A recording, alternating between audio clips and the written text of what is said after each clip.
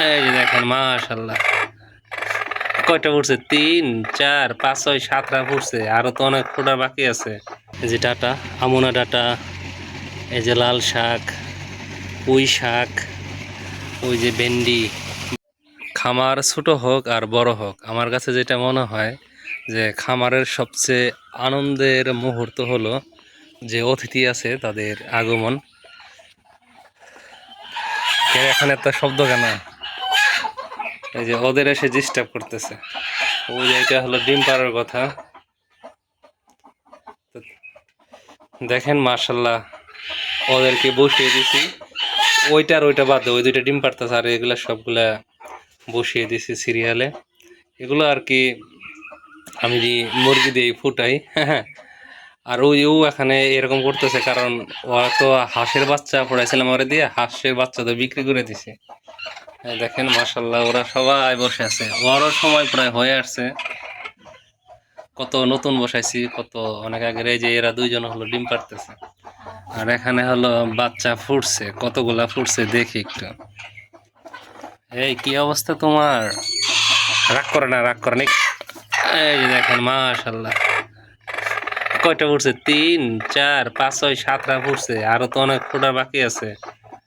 এ হে রে, আল্লাহ জানে ফুটবে কিনা, দোয়া করবেন। এটা হয়তো আরো 3 4 দিন লাগবে।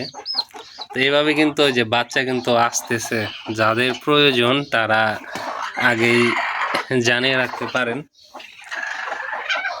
এই যে মোরগটা ঘরে এসে শুধু ওদের ডিস্টার্ব করে।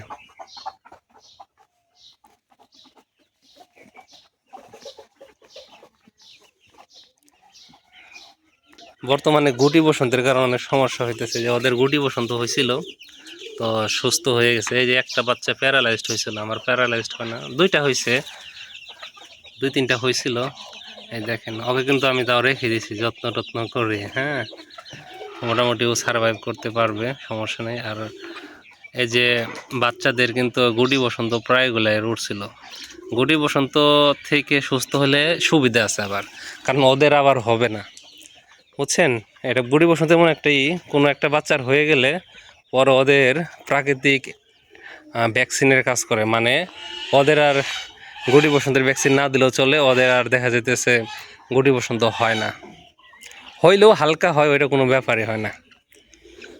এর জন্য গুটি বসন্ত যাদের আছে চিকিৎসা করবেন, সহজেই চিকিৎসা করা যায়, চিকিৎসা করলে সুস্থ হইলে আপনাদের আর কোনো প্যারা নাই, গুটি বসন্তের আর ভ্যাকসিন করতে হবে না, প্রাকৃতিক ভ্যাকসিন হয়ে যায়। এই যে ওদেরকে রেখে দিছি এইভাবে, কারণ এক ভাই কিনতে চাইছে, তো তিনি আসবেন, তার জন্য ওদেরকে রেখে দিছি এভাবে। আজকে বিক্রি করে দিব ইনশাল্লাহ এগুলা। আর আমার হাঁসের বাচ্চা ফোটার কথা এখনো ফুটে নাই, বুঝতেছি না কি হবে। মুরগি দিয়ে ফুটাইলাম, মোটামুটি ফুটলো, হাঁস দিয়ে তো বলে আরো ভালো ফুটে। এই যে দুইজনে বসে আছে, ওই যে ওর বাচ্চা ফোটার কথা, 7টা ডিম আছে, আর ওর তো আছে অনেকগুলা। একটা সমস্যা হলো কি, এখানে তো অনেক ডিম, ও মাঝে মাঝে এসে এখানে বসে থাকে ওর ডিম রেখে, মানে এখানে 16টার মতো ডিম আছে আর ওখানে 7টা, ওর মনে হয় বেশি ডিম পছন্দ। যাই হোক, যারা শুরু করতে চান শুরু করে দিতে পারেন, অযথা সময় বসে থেকে কী লাভ। আর আপনাদের যে শুধু মুরগি পালন করতে হবে তা না, ভেড়া করতে পারেন, ছাগল করতে পারেন। এই যে কবুতর আছে, আমার ইচ্ছা আছে কবুতরকে সরিয়ে ফেলবো, এখানে আমি ভেড়ার খামার করব, এটা আমার প্ল্যান আছে, কিন্তু টাকা পয়সা নাই, তার জন্য করতে পারতেছি না। কবুতরের জন্য আলাদা জায়গা করব ইচ্ছা আছে, এখানে আমার ভেড়ার খামার করার খুব ইচ্ছা।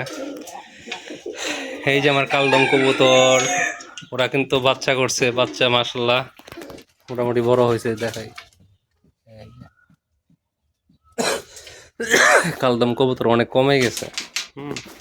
আমার ইচ্ছা আছে এই কবুতরের পরিমাণটা বাড়ানোর।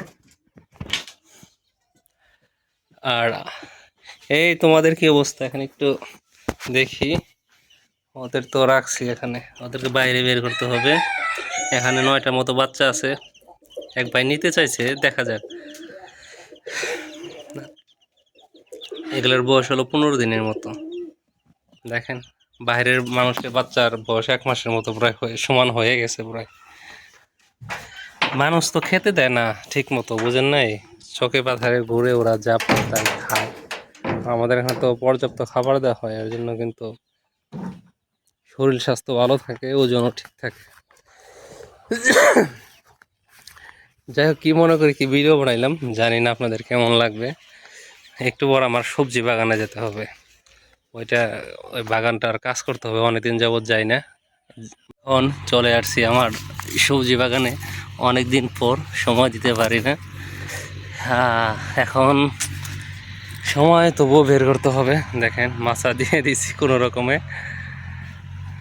এখানে বিভিন্ন গাছ উঠতেছে, যে ঝিঙা গাছ, পুরগল গাছ, পুরগল বলি আমরা, ওই যে ধুন্দল যেটাকে, ওইটাকে আমরা গ্রাম্য ভাষায় পুরগল বলি।